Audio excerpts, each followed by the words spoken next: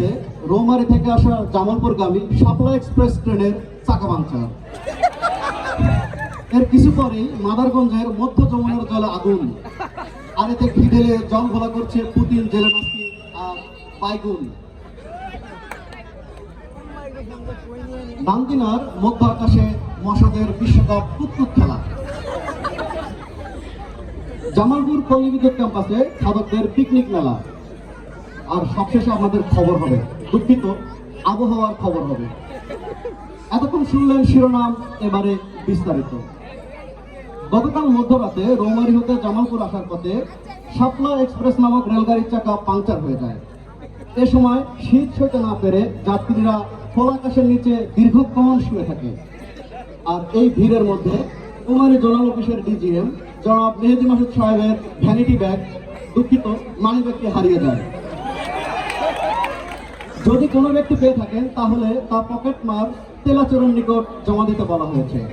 জানা যায় মানিব্যাগের মূল্যবান সামগ্রীর মধ্যে 20 বছর আগের একটি ঐতিহাসিক ছ্যাঁকা খাওয়া প্রেমপত্র ছিল। এই বিশেষ কারণে রৌমারী জোনাল অফিস গভীর শোকে স্তব্ধ। ওদিকে এই দুর্ঘটনার খবর আসতে না আসতেই মাদারগঞ্জ এবং ইসলামপুরের মাঝামাঝি গভীর যমুনার জলে অগ্নিকাণ্ডের খবর পাওয়া গেছে। জানা যায় আগুনের সাথে রাশি রাশি সোনার উদ্গীরণ হচ্ছে। সোনা উদ্গীরণের খবর পাওয়া মাত্রই মাদারগঞ্জের ডিজিএম জনাব জসিমউদ্দিন এবং ইসলামপুরের ডিজিএম জনাব আলিবউদ্দিন খান সুজন যৌথ পরিদর্শনে যান। আমাদের প্রতিবেদকের বরাত দিয়ে জানা যায় আসার সময় তারা সোনা কুড়িয়ে নদীর উপর দিয়ে গাড়ি চালিয়ে বাসায় ফেরেন। কিন্তু বাসায় ফেরার পর সোনার বন্টন নিয়ে দুই ভাগের মধ্যে শীতল যুদ্ধ চলছে।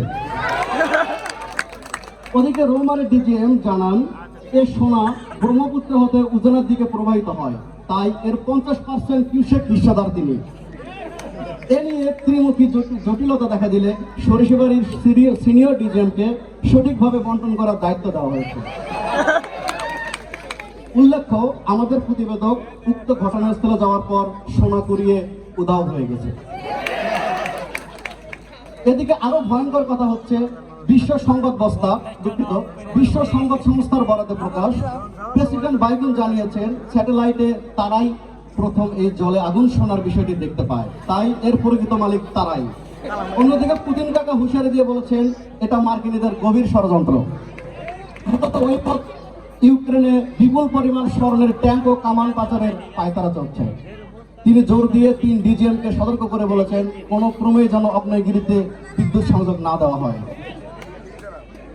এখন শুনলেন খেলার সংবাদ। গতকাল রাত 11 ঘটিকায় নান্দিনার মধ্য আকাশে মশাদের বিশ্বকাপ কুতকুত চ্যাম্পিয়নশিপের খেলা অনুষ্ঠিত হয়। এ সময় 14টি যাত্রীবাহী বিমান তাদের আঘাতে বিধ্বস্ত হয়। যাত্রীদের ক্ষতি না হওয়ায় খেলা বন্ধ করা হয়নি। এতে বাংলাদেশ, ভারত, আমেরিকা, অস্ট্রেলিয়া সহ বিশ্বের 23টি দেশের মশা অংশ নেয়। রেফারির দায়িত্ব পালন করে ডিজিএম বক্সিগঞ্জ এবং ডিজিএম নান্দিনা। জানা যায় এক পর্যায়ে কুতকুত খেলায় দাঙ্গা বেঁধে গেলে মশারা রেফারিদের ভুল ফুটিয়ে দেয়। বর্তমানে 2 ডিজিএম রিটাইনার ডাক্তারের অধীনে চিকিৎসাধীন আছেন। সর্বশেষ খবর অনুযায়ী বাংলাদেশের ডেঙ্গু বাহিনী বিশ্বকাপ কুতকুত চ্যাম্পিয়ন হয়। আরো জানা গেছে আরো বেশি হুল ফুটিয়ে বিজয় উদযাপন করার জন্য তারা জামালপুর পল্লী বিদ্যুৎ ক্যাম্পাসের প্যান্ডেলের আশেপাশে অবস্থান নিয়েছে, তাই সাবধান। এবারে আন্তর্জাতিক সংবাদ।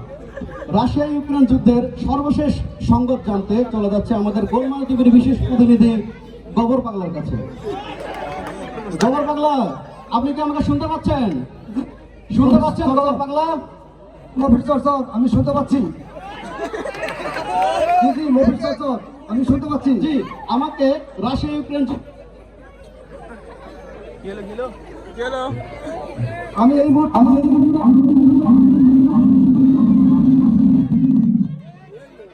খবর জানতে আমি তার কাছে যাচ্ছি। হ্যালো, বাংলায় বলেন।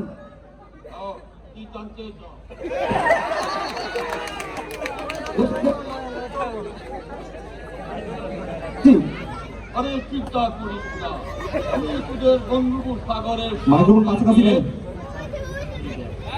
আর ওই পল্লী বিদ্যুতের প্রত্যেকটা সাব স্টেশনকে এক একটা পারমাণবিক বিদ্যুৎ কেন্দ্র বানিয়ে দেবে। আরে আরে যুদ্ধ লাগাবো না, আমি আমার বান্ধবীকে নিয়ে আফ্রিকার জঙ্গলে বেড়াতে আমার পাশায় পালিয়ে গিয়ে ওরা আমার বান্ধবীকেও চুরি করে নিয়ে যতক্ষণ না আমি ওদের পাশার দিন ঢুকাতে না পারবো ততক্ষণ পর্যন্ত আমার যুদ্ধ চলছে।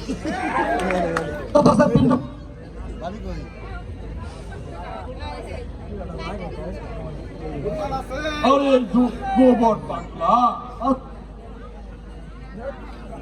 সরি আরে এত বড় কিন্তু এখনো আবিষ্কারই হয়নি, তাই গোলা বারুদ আর আগ্নেয়াস্ত্রের ভিতরে আমি পিন লাগিয়ে দিয়েছি।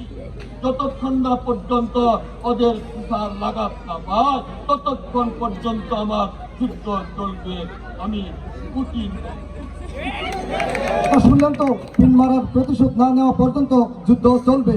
যাই হোক, পিন মারামারি শেষ হোক তাড়াতাড়ি, আমরা একটু শান্তিতে থাকি। রাশিয়ার সীমান্ত থেকে গোবর পাগলা চ্যানেল গুলমাল প্রতিনিধি। ধন্যবাদ গোবর বাংলা।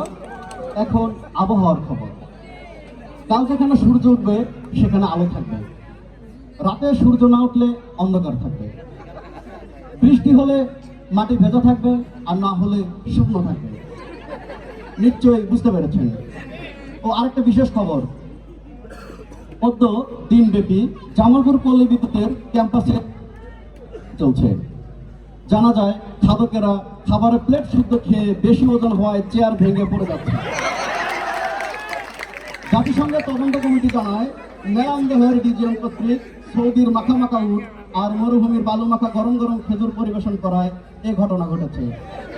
বর্তমানে এই ঘটনাটি সিআইএর গভীর অনুসন্ধানে আছে। প্রিয় দর্শক, আমার মাথায় আবার গোলমাল শুরু হয়েছে। পাবনা থেকে ডাকছে, আমি গেলাম। সবাইকে অসংখ্য ধন্যবাদ। ধন্যবাদ পাগল নয়।